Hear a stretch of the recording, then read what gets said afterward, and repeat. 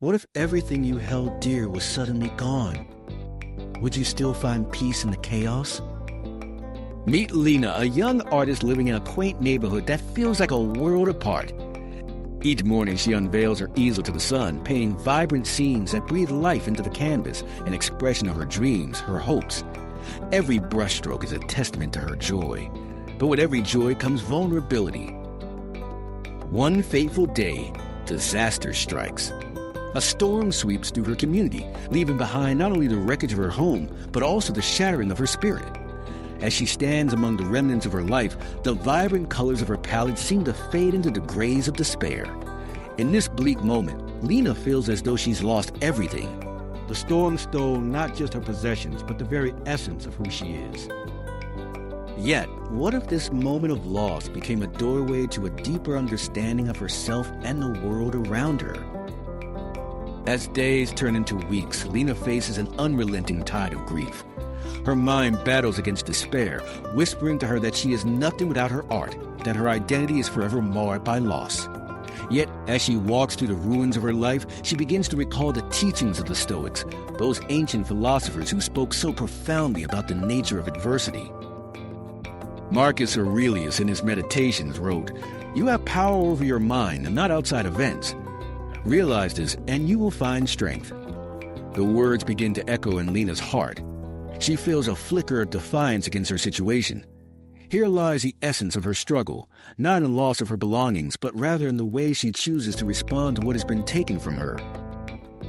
One day, she picks up a broken piece of wood among the debris. Its edges are frayed, but it is resilient, sturdy even in its brokenness. At that moment, she understands her art is not confined to the canvas alone. It lives within her. With every breath, she has the power to reconstruct her vision. Like the weatherwood, she will carve something beautiful from her pain. Slowly, she begins to create again. Not with pristine materials, but with what the storm has left behind. Broken branches become brushes, shards of glass transform into fragments of a mosaic that tells her story. Each new creation echoes her journey through grief, but also a newfound strength. She learns to embrace her misfortune, practicing amor fati, the love of one's fate, and accepting everything life throws at her. She transcends suffering into art, turning her scars into symbols of resilience. As Lena stands before her latest mosaic, a vibrant kaleidoscope representing her rebirth from the ashes, she recognizes a powerful truth. The external world may be chaotic, but she is the master of her inner landscape. She recalls Epictetus reminding her, it is not what happens to you, but how you react to it that matters. In the quiet of her studio, Lena finds a peace that flows from within, built on virtue rather than material possessions.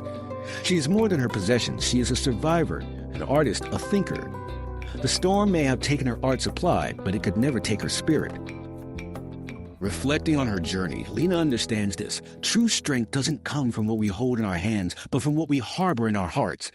With each step forward, she carries a wisdom that echoes with ancient resonance. Adversity is not the end. It is the canvas upon which we paint our greatest masterpieces.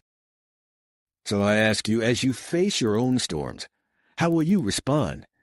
Will you surrender to despair, or will you embrace your fate and rise stronger? Remember, as the Stoics teach us, the only true control we have is how we choose to navigate the tempest within ourselves.